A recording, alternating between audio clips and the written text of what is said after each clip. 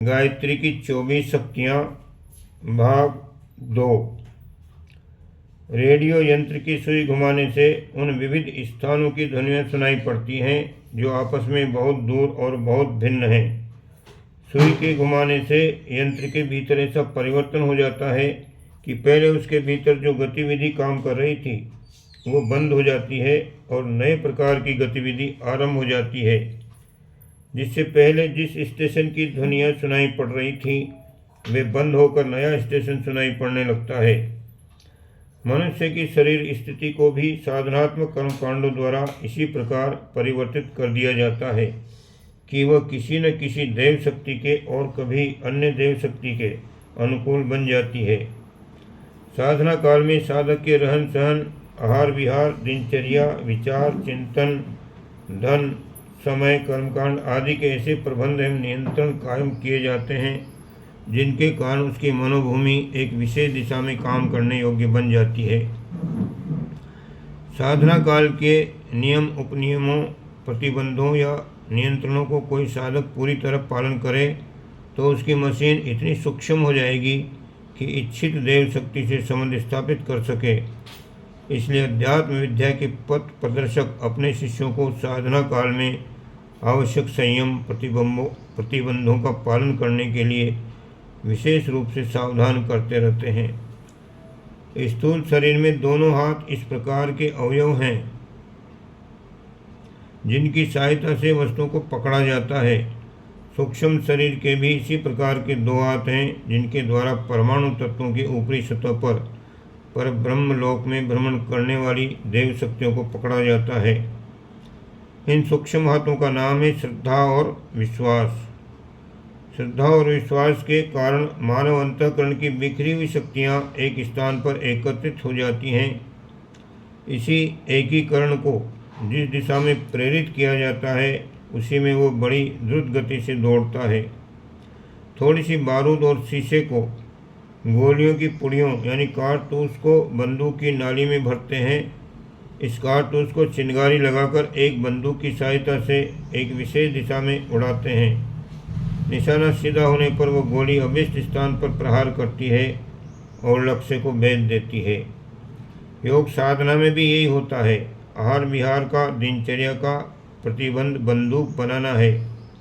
उसमें श्रद्धा और विश्वास का होना, गोली व बारूद डाला जाना है। साधन विधि उनमें चिंगारी लगाना है।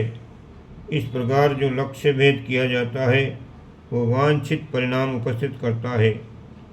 चंद्रलोक और मंगल ग्रह की यात्रा करने की तैयारी में जो वैज्ञानिक लगे हुए हैं वे ऐसी तोप तैयार कर रहे हैं जो अत्यंत दूर पर निशाना फेंक सके।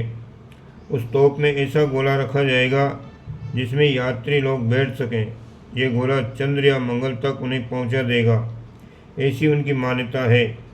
वो प्रयोग कहाँ तक सफल होगा ये तो भविष्य बताएगा, पर भूतकाल में ये भली प्रकार साबित हो चुका है कि योग साधना रूपी लक्ष्य से भेद उपयुक्त विधि विधान के आधार पर देव शक्तियों के साथ टकराता है, उन्हें पकड़ता है और उन्हें मनुष्य के लाभ के लिए उसी प्रकार प्रस्तुत करता है जिस प्रकार आज के वैज्ञानिकों ने बिजली, भाप आदि की शक्तियों को मनुष्य की सुख साधना के लिए लगा दिया है।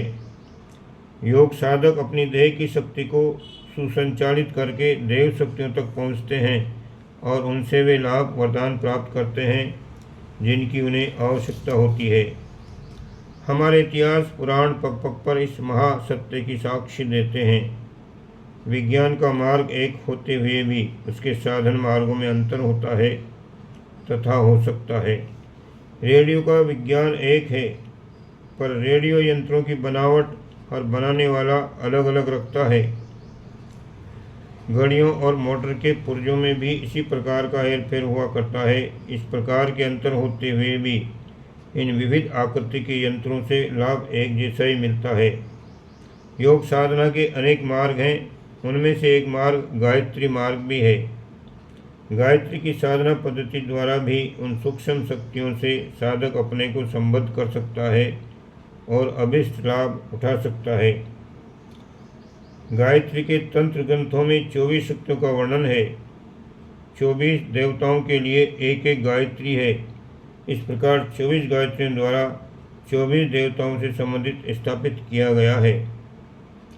गायत्री मंत्र के 24 अक्षरों में से प्रत्येक के देवता क्रमशः number 1 Ganesh, number 2 Narasimha, number 3 Vishnu, number 4 Shiva, number 5 Krishna, number 6 Radha, number 7 Lakshmi, number 8 Agni, number 9 Indra, number 10 Saraswati, number 11 Durga और नंबर 12 हनुमान। इसी प्रकार 13 नंबर में पृथ्वी, 14 में सूर्य, 15 में राम, 16 में सीता, 17 में चंद्रमा, 18 में यम, 19 में ब्रह्मा, 20 में वरुण, 21 में नारायण, 22 में हयग्रीव हंस, 23 में हंस और 24 में तुलसी है। यद्यपि इनमें से कई नामों के मनुष्य अवतार, ग्रह, नक्षत्र, तत्व, पक्षी, वृक्ष आदि भी हुए और चरित्र भी उपलब्ध होते हैं, पर यहाँ याद रखना चाहिए कि ऊपर जिन नामों का उल्लेख है उनका प्रयोग तंत्र विज्ञान में विशुद्ध देव शक्तियों की छाया लेकर मनुष्य, ग्रह, तत्व, पक्षी, वृक्ष आदि जो हुए हैं वे इन शक्तियों के या तो स्थूल प्रतीक हैं या आलंकारिक विवेचना है। हंस, पक्षी, तुलसी का पौधा, सूर्य, चंद्र, ग्रह, अग्नि, वरुण आदि तत्वतः राम, कृष्ण, सीता, राधा, हनुमान आदि अवतारी पुरुष उन देव शक्तियों के स्थूल स्फुरण हैं। वस्तुतः वे शक्तियाँ अत्यंत सूक्ष्म और ईश्वरीय सूर्य की किरणें हैं। 24 गायत्री द्वारा उन 24 किरणों से ही सानिध्य स्थापित किया जाता है। ये पहले ही बताया जा चुका है कि देव शक्तियाँ स्वचैतन्य हैं और अपनी मर्यादा में परमाणु तत्वों, पदार्थों पर शासन करती हैं, इसलिए वे भौतिक और आत्मिक दोनों ही सत्ताओं से संपन्न हैं। देव उपासना से मनुष्य को उस प्रकार के गुण प्राप्त होते हैं, साथ ही उनके शासन में रहने वाले पदार्थ भी उसी ओर खींच कर जमा हो जाते हैं। मधुमक्खियों के छत्ते में एक शासक मक्खी होती है, वो जिधर चलती है उधर ही छत्ते की अन्य मक्खियाँ चल देती हैं। जहाँ चुंबक होता है वहाँ लोहे के कण स्वयं मेव खींच कर आ जाते हैं। शक्ति अपने आधार को अपनी ओर खींचती रहती है। जिस मनुष्य ने देव शक्ति की जितनी धारणा अपनी मनोभूमि में कर ली है, उसी अनुपात से उस शक्ति से संबंध परिस्थितियाँ एवं वस्तुएं उसकी ओर खींचती चली आएंगी और वो उपासना का समुचित लाभ प्राप्त करेगा। ओम शांति।